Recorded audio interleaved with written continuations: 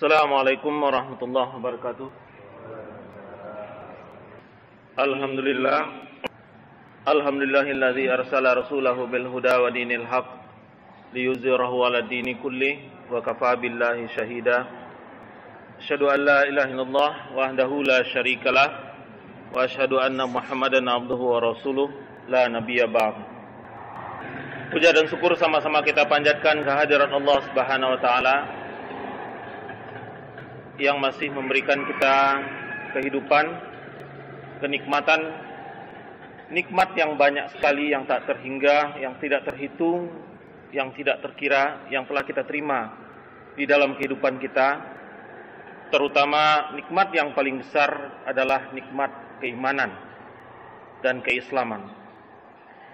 Salawat dan salam tak pula lupa kita kirimkan kepada junjungan kita Nabi besar Muhammad sallallahu alaihi wasallam. Bapak sidang jamaah subuh rahimakumullah, ada tiga terminologi di dalam Al-Quran, atau ada tiga terminologi yang mirip-mirip ya, yang akan kita bahas pada subuh kali ini adalah Al-Quran, kemudian hadis nabawi, dan yang ketiga adalah hadis qudsi. Kenapa dikatakan mirip? Karena ada titik persamaan, dan ini titik persamaan yang signifikan antara ketiga hal tersebut. Yang pertama adalah hakikatnya Al-Quran, hadis nabawi, dan hadis qudsi itu sama-sama bersumber dari Allah. Sama-sama bersumber dari Allah.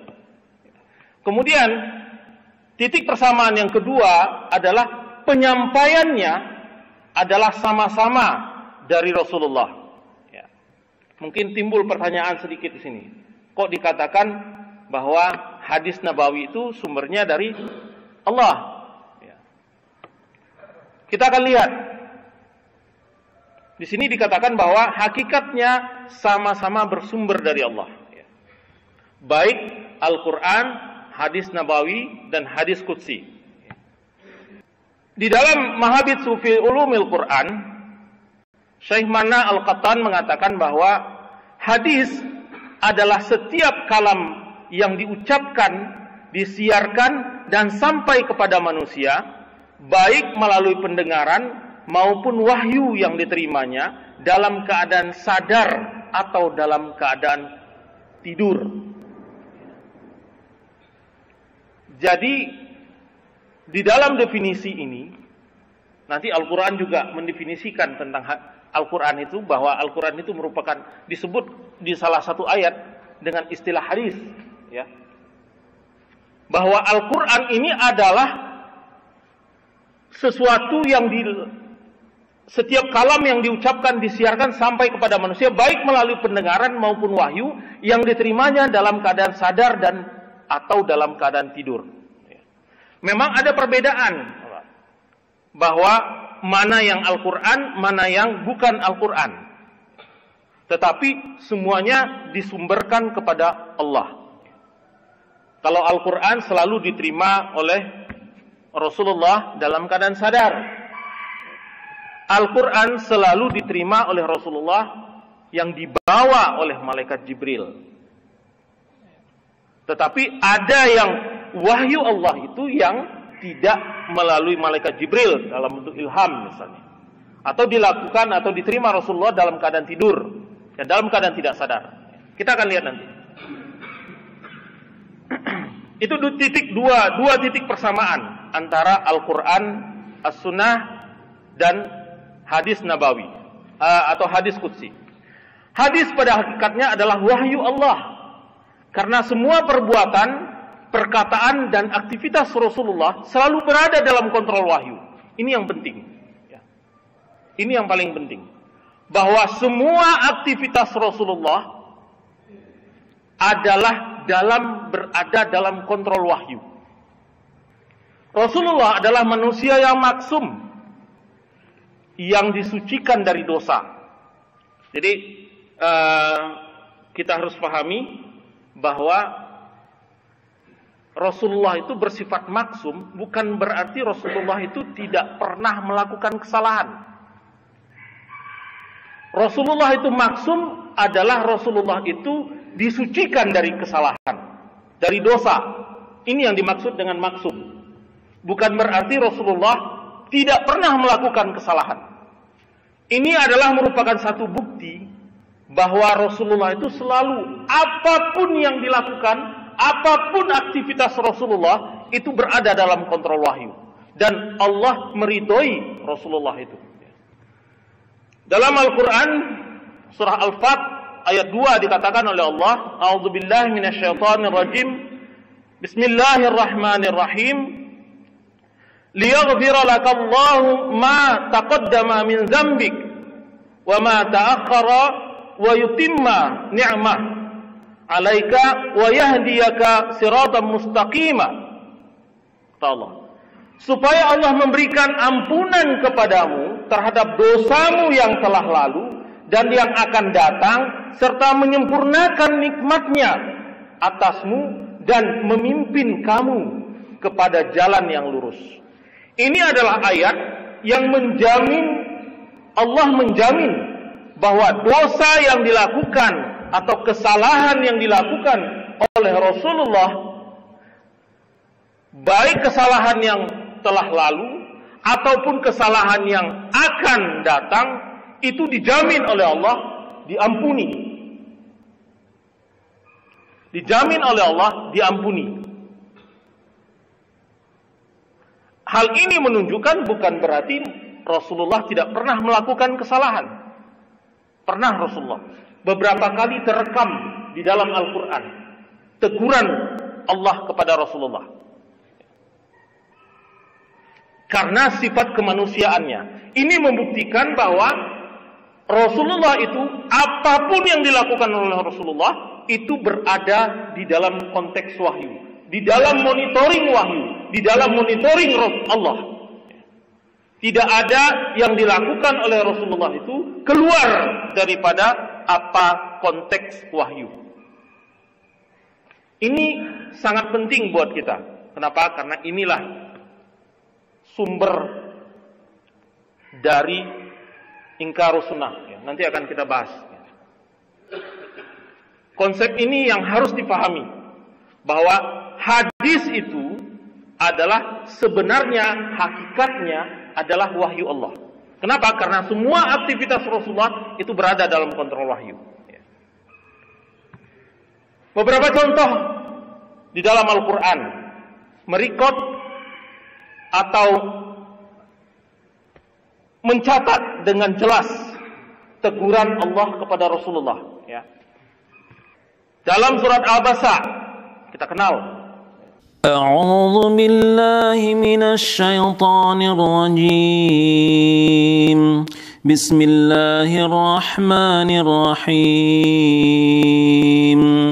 عبس وتولى أن جاءه الأعمى وما يدرك لعله يزكى أو يذكر فتنفعه الذكرى أما من استغنى فأنت له تصدى وما عليك ألا يزكى وأما من جاءك يسعى وهو يخشى فأنت عنه تلهى كلا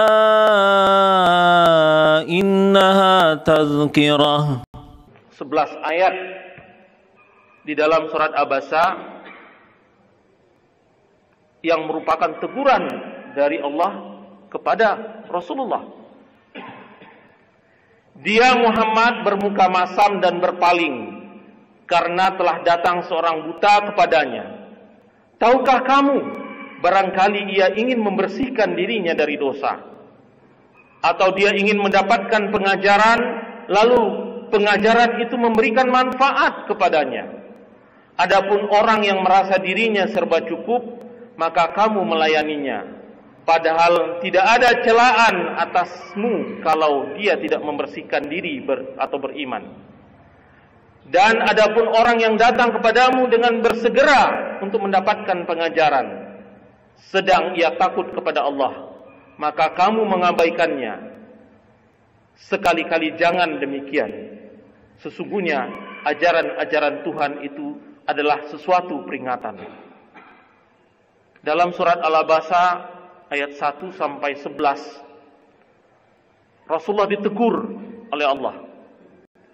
Ayat ini berkenaan dengan seorang sahabat Rasulullah, Abdullah Ummi Maktum, yang bertanya kepada Rasulullah pada saat Rasulullah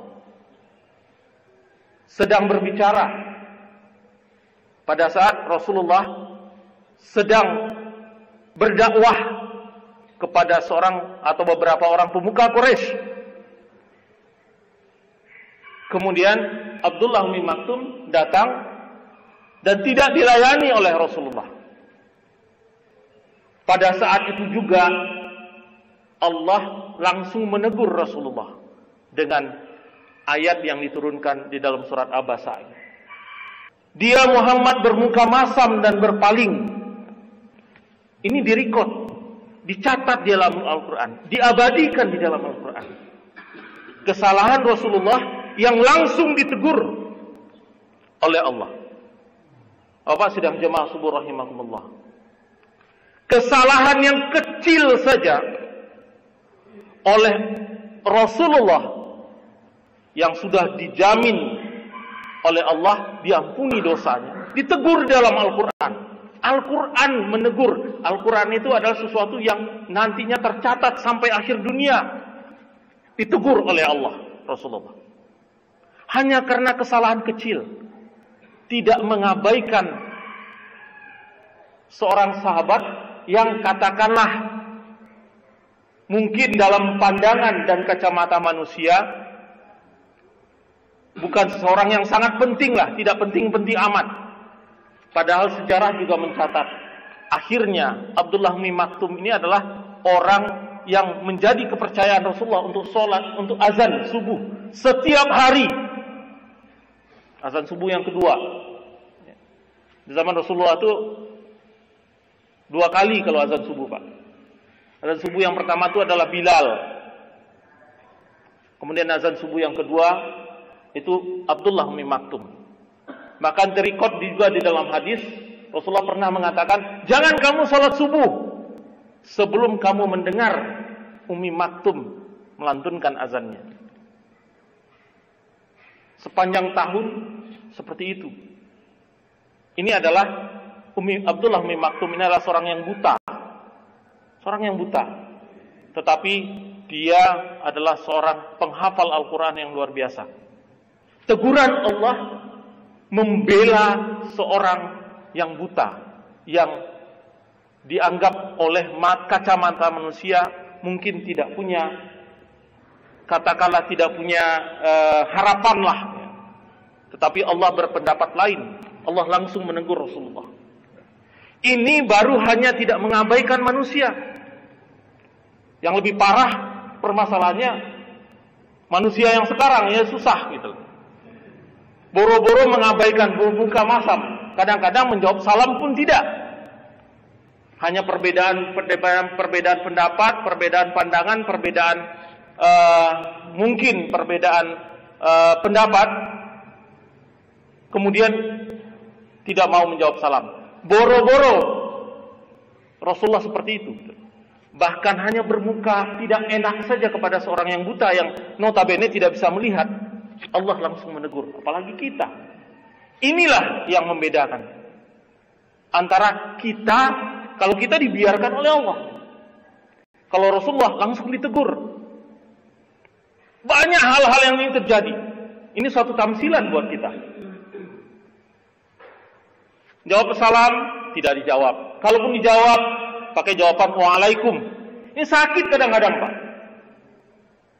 Sesama muslim, hanya mungkin perbedaannya antara pakai jenggot dan tidak pakai jenggot, atau antara Muhammadiyah, NU, Persis dan lain-lain, berbeda organisasi. berbeda pandangan, berbeda mazhab, kemudian sama-sama menyalahkan. Nggak jawab salam atau dijawab salam dengan waalaikum, itu sama artinya dengan mengkafirkan. Memang tidak dikatakan, hei kamu kafir, enggak. Tapi kalau bapak dijawab orang salam dengan waalaikum, itu sama artinya dengan bapak dikatakan orang kafir. Ini terjadi, Pak. Kalau dulu, zaman dulu waktu zaman masih saya emosional, saya datangin dulu biasanya. Datangin orang itu, mau kamu apa sih? Kalau dulu ya, kalau sekarang nggak salah. Cukup doakan saja orang itu untuk selalu ditunjuki oleh Allah. Hal yang seperti ini, Rasulullah bermuka masam saja, ditegur langsung oleh Allah. Apalagi kita. Kita kembali ke laptop. Ya. Nggak usah menyimpang terlalu jauh. Dalam ayat yang lain, dikatakan oleh Allah dalam surah At-Taubah ayat 43. Afallahu anka liman adzinta lahum hatta yatabayyana lakal ladzina shadaqu wa ta'lamal kadzibin. Kata Allah, semoga Allah memaafkanmu. Mengapa kamu memberi izin kepada mereka untuk tidak pergi berperang sebelum jelas bagimu orang yang benar dalam keuzurannya, dan sebelum kamu ketahui orang-orang yang berdusta. Ayat ini diturunkan oleh Allah berkenaan dengan permintaan beberapa orang untuk tidak ikut berperang dalam perang Tabuk. Ya. Untuk tidak ikut berperang dalam perang Tabuk. Rasulullah memberikan izin. Alasannya tidak mampu. Padahal perang Tabuk itu perang yang sangat penting. Allah langsung menegur Rasulullah dengan ayat ini. Mengapa kamu izinkan untuk mereka tidak ikut berperang? Padahal bagi kamu belum jelas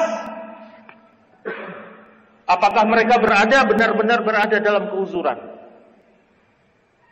Dari sifat manusianya Rasulullah, Allah berpendapat berbeda dengan keputusan yang diputuskan oleh Rasulullah. Dalam riwayat, akhirnya beberapa orang ini meminta maaf kepada Rasulullah setelah pulang dari perang.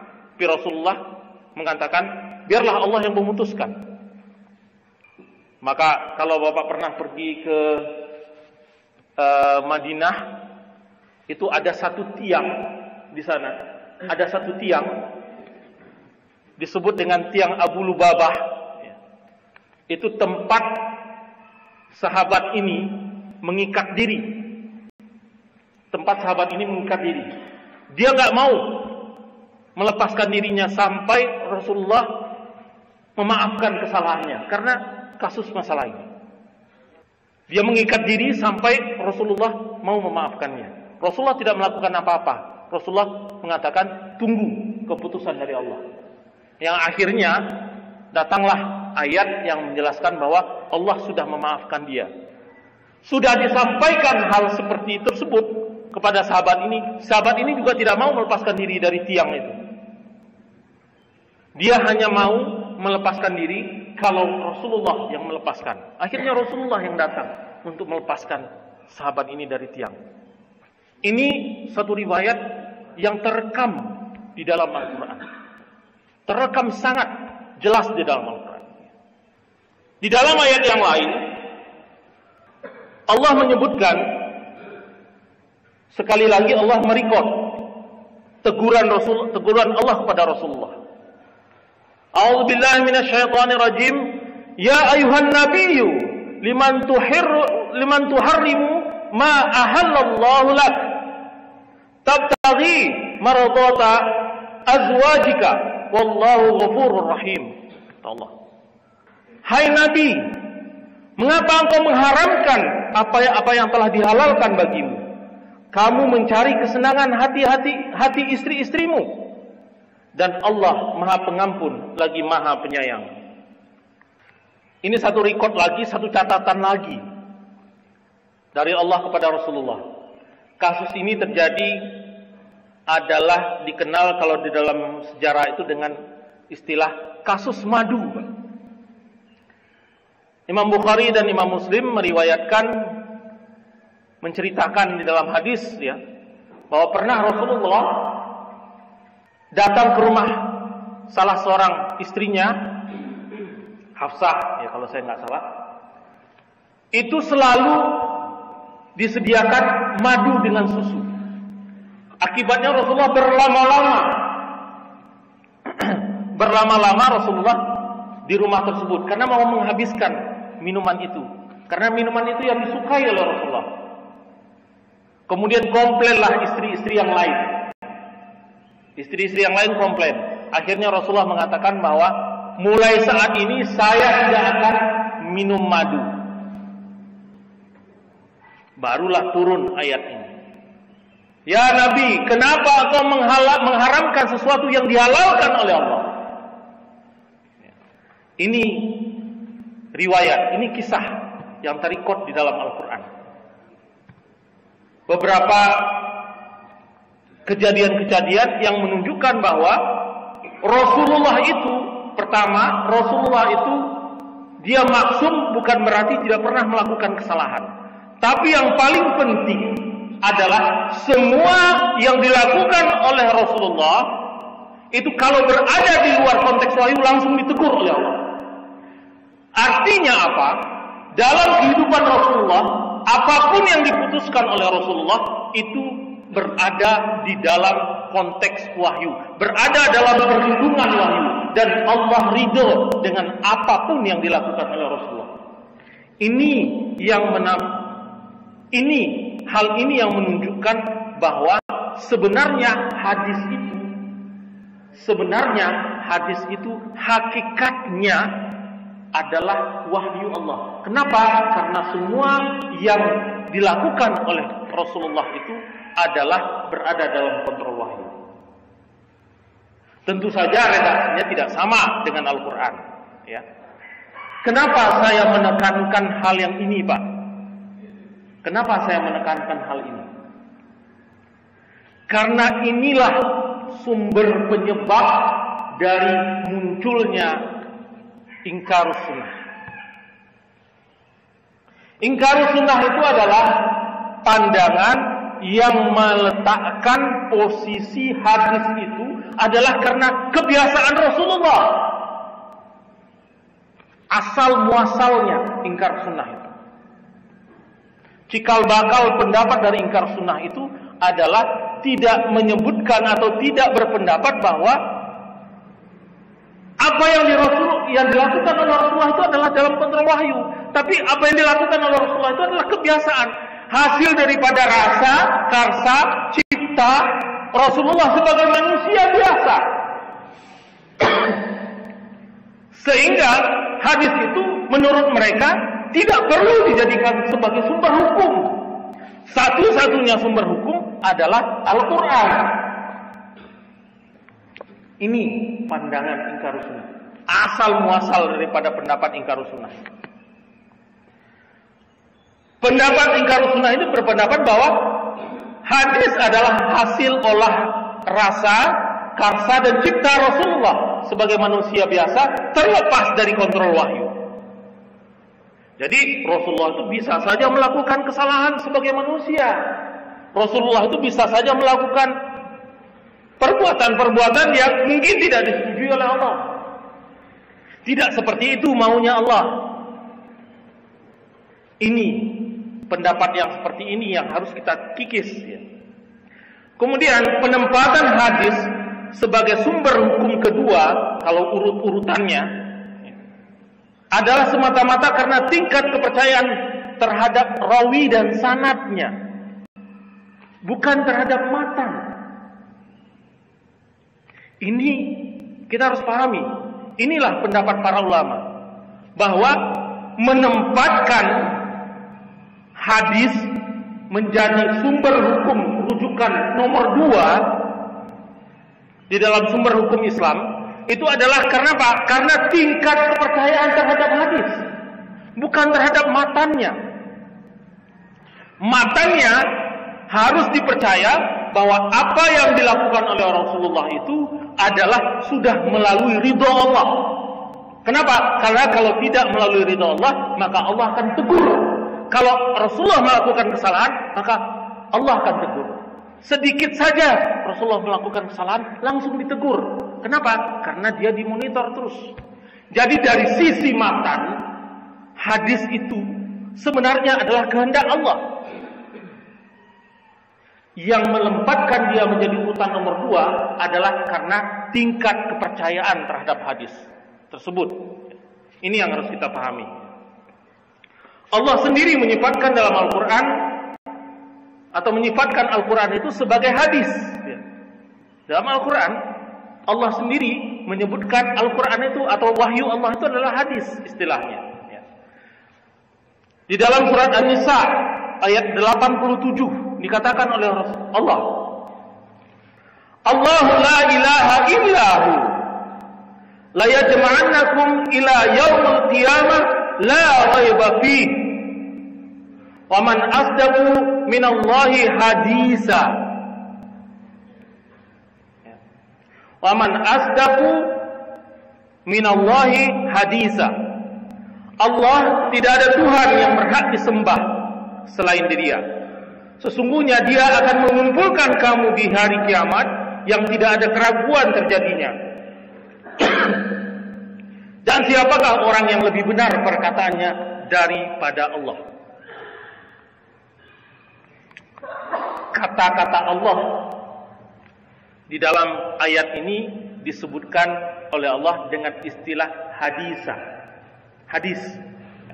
Ini yang harus kita pahami, Pak. Karena kalau tidak kita pahami ini, maka timbul keraguan kita di dalam menjadikan hadis itu sebagai sumber hukum.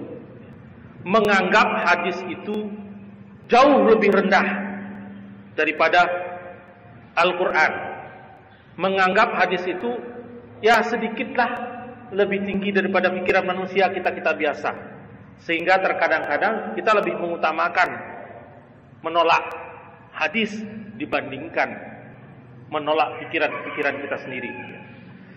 Kemudian terminologi yang ketiga adalah hadis qudsi. Ya. Adalah hadis yang disandarkan oleh Rasulullah kepada Allah. Ya. Sama-sama wahyu dari Allah diucapkan oleh Rasulullah. Kalau Al-Quran Rasulullah langsung suruh tulis, yang lain enggak boleh ditulis, baik hadis qudsi ataupun hadis nabawi enggak boleh ditulis. Kalau Al-Quran harus ditulis. Kemudian setiap waktu selalu dikontrol oleh Allah, ya, oleh malaikat Jibril. Matan isi dari hadis tersebut berasal dari Allah, kalam Allah. Rasulullah hanya berkedudukan sebagai periwayat atau rawi dalam menyusun hadis tersebut. Contoh hadis qudsi, ya. Contoh hadis qudsi. Rasulullah mengatakan, An Abi Hurairah radhiyallahu an anna Rasulullah sallallahu alaihi wasallam qala Allahu azza wa jalla. Selalu biasanya ada ini. Qala Allahu azza wa jalla, idza ahabba 'abdi liqa'i idza ahabba 'abdi liqa'i ahbaitu liqa'ahu wa idza akirahi liqa'i karihtu liqa'ahu. Tulisannya kurang jelas, ya. Rasulullah SAW bersabda, Allah yang maha mulia dan maha besar berfirman, apabila hambaku senang bertemu denganku, maka aku senang untuk bertemu dengannya. Apabila ia benci bertemu denganku, maka aku benci bertemu dengannya. Dalam hadis qudsi selalu ada kata-kata Rasulullah yang menyebutkan bahwa ini berasal dari Allah. Jadi hadis qudsi disandarkan oleh Rasulullah kepada Allah. Rasulullah menjadi seorang rawinya. Ya. Nah, hadis qudsi ini tidak selalu melewati malaikat Jibril. dia bisa dalam bentuk ilham yang didatangkan oleh Allah kepada Rasulullah. Baik Rasulullah dalam keadaan sadar ataupun dalam keadaan tertidur. Dalam contoh yang lain, hadis qudsi dikatakan, An Abdurrahman bin Auf radhiyallahu anhu qala sami'tu Rasulullah sallallahu alaihi wasallam yaqulu qala Allah ana Allah wa ana Rahman khalaqtu rahim wa saqqaqtu laha min ismi faman wasalaha wasalatuhu wa man qata'aha qata'tuhu. Dari Abdurrahman bin Auf radhiyallahu an, ia berkata, saya mendengar Rasulullah sallallahu alaihi wasallam bersabda, Allah berfirman, akulah Allah, akulah yang Maha Pemurah, aku menciptakan rahim persaudaraan dan aku pecahkan dari namaku. Barang siapa yang menyambungkannya, maka aku menyambungkan orang itu, dan barang siapa yang memutuskannya, maka aku putuskan dia. Hadis riwayat Tirmizi. Ini salah satu contoh bentuk daripada hadis qudsi yang disandarkan oleh Rasulullah kepada Allah. Kita cepat saja karena sudah agak siang. Perbedaan antara Al-Quran dan hadis qudsi. Al-Quran itu menunjukkan kemujizatan dari wahyu Allah tersebut. Tapi hadis qudsi tidak. Allah menantang di dalam Al-Quran. Di dalam hadis qudsi Allah nggak pernah menantang. Memberikan tantangan kepada manusia di dalam Al-Quran. Banyak sekali tantangan-tantangan Allah di dalam Al-Quran kepada manusia. Kemudian yang kedua, Al-Quran adalah kalamullah yang setiap lafaznya menjadi ibadah kalau kita baca. Dan diperintahkan dibaca di waktu sholat. Nggak boleh baca hadis qudsi di dalam sholat, Pak. Walaupun itu adalah wahyu Allah. Batal sholat. Nggak boleh baca hadis qudsi. Yang dibaca hanya yang ada di dalam Al-Quran. Dan membacanya dihitung sebagai ibadah kalau Al-Quran. Kalau hadis qudsi enggak. Kemudian yang ketiga, Al-Quran diriwayatkan secara mutawatir. Diperintahkan untuk dicatat langsung. Serta ditetapkan posisi kedudukan ayatnya. Sementara hadis qudsi diriwayatkan secara ahad dan tidak boleh dituliskan. Ya. Tidak boleh dituliskan pada zaman Rasulullah dulu. Pada waktu kita membahas masalah hadis, kita sudah cerita bahwa baru dituliskan hadis itu pada zaman siapa? Pada periode yang ketiga. Ya. Hadis itu boleh dituliskan. Sebelumnya nggak boleh. Setelah apa? Setelah Al-Quran itu dibukukan pada zaman Utsman bin Affan.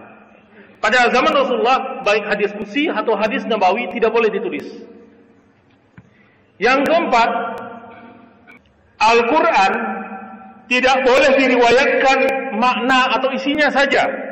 Sedangkan hadis qudsi bila mana perlu boleh diriwayatkan makna atau isinya saja. Asal jelas. Yang kelima adalah Al-Quran hanya diwahyukan oleh Allah kepada Rasulullah selalu melalui malaikat Jibril. Tapi kalau hadis qudsi itu tidak selalu melalui malaikat Jibril. Bisa melalui malaikat Jibril, bisa lewat jalan yang lain. Lewat ilham, lewat mimpi Rasulullah, itu bisa. Tapi kalau Al-Quran tidak. Kemudian yang terakhir, kumpulan kalimat di dalam Al-Quran itu disebut dengan ayat dan disebut juga dikumpulkan lagi disebut dengan nama istilah surah. Tapi kalau hadis qudsi mau dikumpulin berapa banyak tidak bisa disebut sebagai ayat atau surah. Ini beberapa saja perbedaan antara ayat Al-Quran, hadis nabawi, dan hadis qudsi. Yang paling penting kita pahami adalah penempatan hadis itu sebagai sumber kedua hukum Islam adalah bukan karena matannya, tetapi adalah karena tingkat kepercayaan kita kepada hadis tersebut. Baik Bapak-Bapak, mungkin itu yang bisa saya sampaikan pada kesempatan subuh ini. Pembahasan kita yang kedua tentang Al-Quran.